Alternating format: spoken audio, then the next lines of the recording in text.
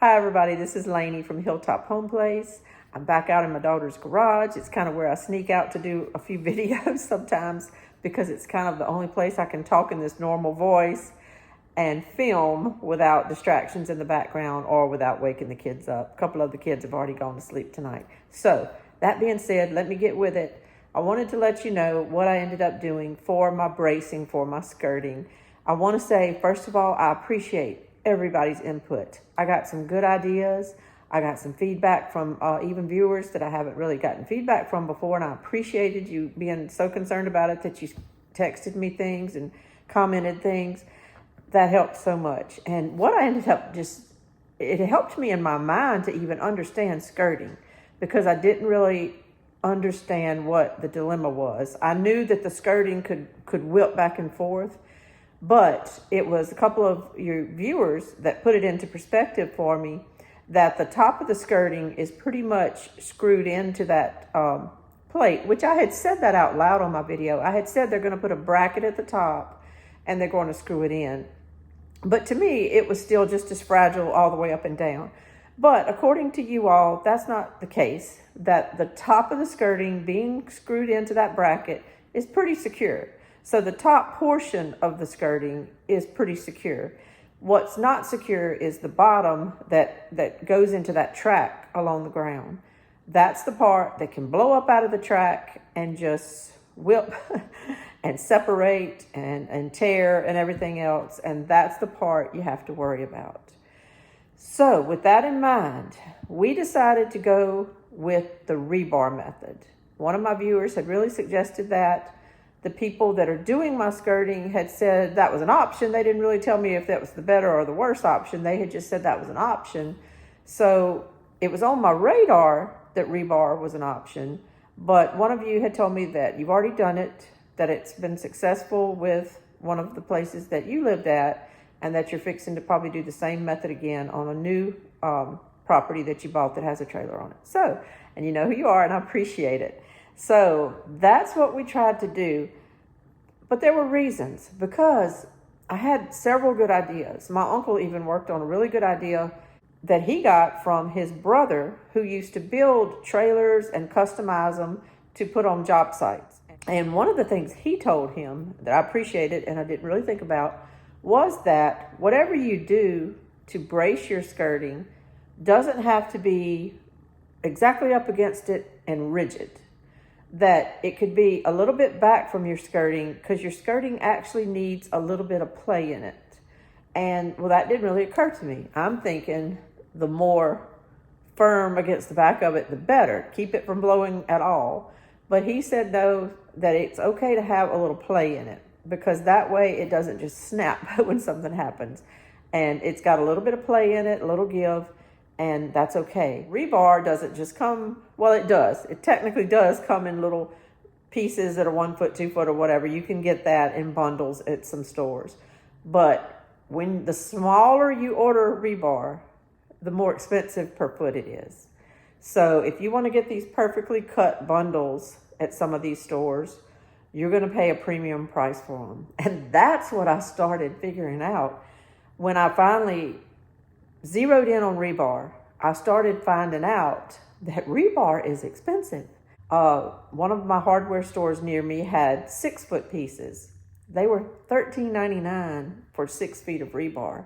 I think that's $2.30 something a foot. I was like, well, they're an Ace Hardware. Maybe they're just expensive. So I Googled Home Depot. I Googled Lowe's. In my area, they were $12.99 for the same stick. I think that's only like $2.10 a square foot, a linear foot. So I started realizing I needed about 200 feet of this. I actually needed more, as it turns out today. We were short a little bit, but in my mind, I needed 200 feet. So if I'm paying $2.30 a foot times 200 feet, I'm over $400. I'm just over $400 plus tax and everything.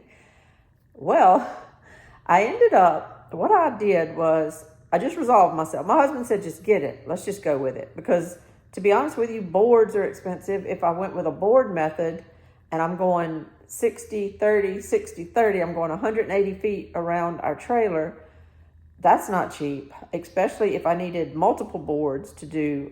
It's not just a matter of sticking a board. You have to do things with it to get that board to stay there. So then that's more boards. So I just started thinking, okay, boards or rebar, one or the other, I'm probably going to just have to spend about $400. That's just the way it was. But I had a load of lumber coming Friday to my trailer anyway. I had made the order for my husband's ramp and the porch that we're going to have around the front door, which his ramp will go off of and circle around and come to our carport. So I had all of that coming on a truck Friday. So I said, you know what? I'm just going to call them and see if they have the rebar available and if they can get it for me. The reason I was looking at pieces like 6 foot or whatever is so I could fit them in my car and go pick them up somewhere.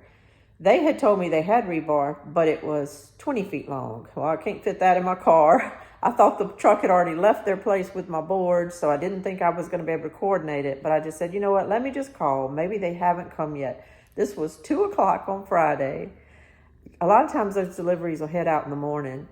I just called. I said, have y'all left with my order yet? It hadn't got here. I said, but that's okay. I'm not upset about that. I said, I'm actually going to want to try to add some rebar to it. Have y'all left yet?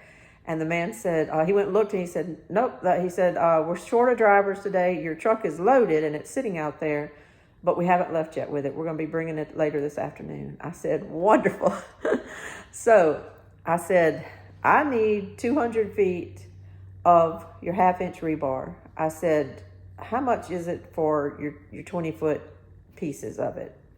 And he said, oh, that stuff runs about $9.58 per piece. So he said, you're going to need 10 pieces if you need 200 feet. And so he said, tax and everything, it's going to be $109. I said, I'll take it. I'll take it. I'm not even thinking about any other product anymore. I'll take it. I don't know if that price was right. I'm not sure. But since he was loading it on a shipment of boards that cost me about $1,700, I didn't really argue with him. It's not up to me. I don't know if that price was right. I'm not sure if he was looking at the right item line on his sheet. But I'm going to tell you what, I jumped on it. And I told him, okay, well, I need 10 pieces. If you can add them to that truck and bring them, I'd appreciate it. And later that afternoon, they arrived. So we were off and running. We had 200 feet of this rebar, and I decided to go with it. Another thing was time. Certain ways of doing this were going to involve a couple of days worth of time, and I didn't have a couple of days worth of time.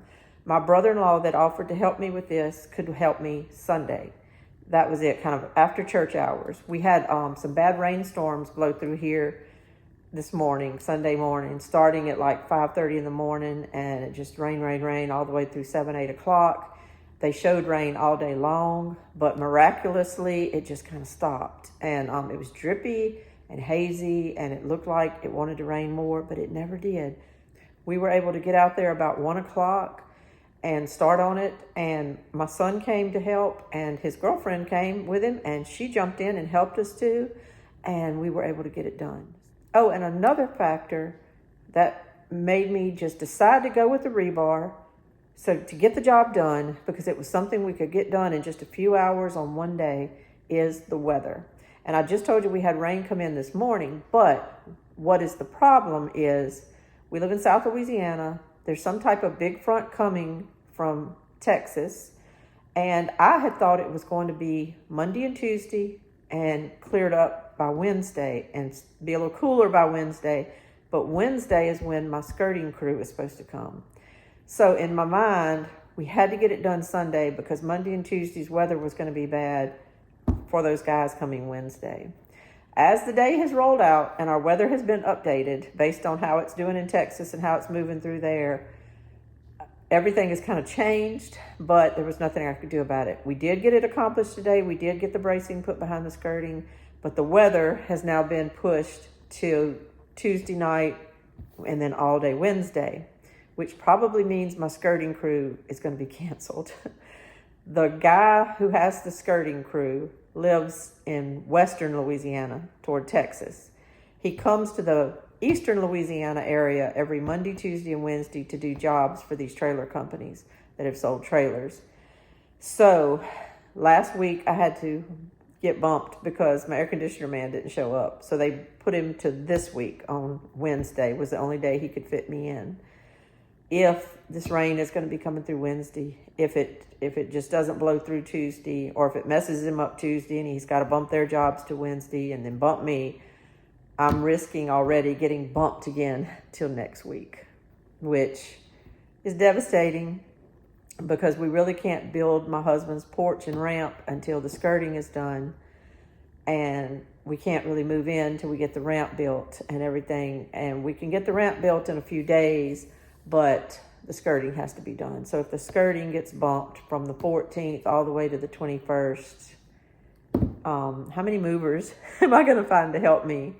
Christmas Eve, Christmas Day, whatever, it's not going to happen, and it's probably going to get bumped to the week between Christmas and New Year's, and that's just not what we want. We wanted to be in there for Christmas. So I'm just saying a prayer in my mind that this weather, first of all, will just not be violent, that nobody gets hurt. Some of these systems that come through sometimes are just dangerous, and you hear about damage and deaths, and I just hope that nobody gets hurt. But if possible, kind of blow on through Louisiana by Tuesday evening. And maybe he can come do my skirting Wednesday. Maybe the Tuesday things will get rescheduled, and then the Wednesday things will stay the same. So that's all I can hope for. So I'm hoping that's what happens. So between the time frame, the cost, the help available, and the weather, we went with it. We went with rebar, and we did it today. So here's kind of how it went. So this is pretty much what it looks like. It's just pieces of rebar that are sticking up out of the ground. We pounded them in with mauls. We put a level up against the house, and then we put them in about 1.5 to 2 inches on the back side of the level, just to make sure that they weren't in the way of the track that was going to be on the ground. We were able to skip the spots that had the cinder blocks under the doorways and all. We just skipped those spots and moved on and did them in the areas past that. My son and his little girlfriend helped today. My brother-in-law was instrumental in this whole project, and we were able to get it done in probably under 1.5 hours. My trailer across the front is only 30 inches off the ground, so that helps. These pieces were allowed to be a little bit shorter than what's on the other side. And on the corners, we tried to put like 2 pieces close together, one on each side of the corner. We're not really sure how that corner connects with the people installing it, so we wanted to have a little extra brace in there. This is the back side of my trailer that tapers up to 4 feet off the ground. So these pieces are a little bit longer, and I imagine they stick up about 2 foot out of the ground. So it's that lower portion of your skirting that's vulnerable, and so that's where you need something to bump up against it. My son did all the cutting today, and that helped a whole lot. He found it easier just to lay the pieces on the ground and cut. He had a little resistance by doing that rather than having it hanging off of something. So he got these pieces cut, and we got her done. One thing that caused us trouble was I was worried my water line was going to be exactly down the side of my trailer that's near the carport and get in the way. It stobs out of the ground right below the corner of the trailer. So I thought it ran even with the edge of the trailer and that it was going to be right along there in our way the whole time. But my brother-in-law dug it up. He said, let's just find it and see where it is. And actually, it must kind of just angle out, because it actually ended up being in the ground about 1 foot out from the edge of the trailer. So that was wonderful, because the last thing I wanted to do today was bust a water line. So it ended up going about 1 foot out from the edge of the trailer. And so it wasn't going to be in our way. We were able to put the rest of the stobs along that side. Other than the water line issue, which we were able to resolve in the very beginning because he dug it up to look at it. Other than that, there was no other impediments to getting this job done. Everything went smooth. It went well. I appreciate my brother-in-law so much for coming out to help me today. He was just having him there made me feel comfortable doing the job. I appreciate my son for doing all the cutting for us with the grinder. That's kind of just one of those things when people started talking about, cutting the rebar into pieces. I wasn't comfortable really with doing that. I had never used a grinder before. I had never cut on rebar before. So it helps me to have people step in and in those gaps and help me get a job done. I can nail rebar in all day long, but using a grinder and things like that, not so comfortable with. Now I think I watched him do it today. I think I could do it now. I had just not used it before. So I'm getting more and more comfortable though with all these little chores. And I hope that I'm learning a lot. And I hope that what I'm learning will help me maintain this trailer for many years to come and keep it in good shape. Thanks again to everybody that helped me today. I appreciate it so much. And we got her done. Another chore ticked off. This is Lainey from Hilltop Home Place. Y'all have a great day. Bye-bye.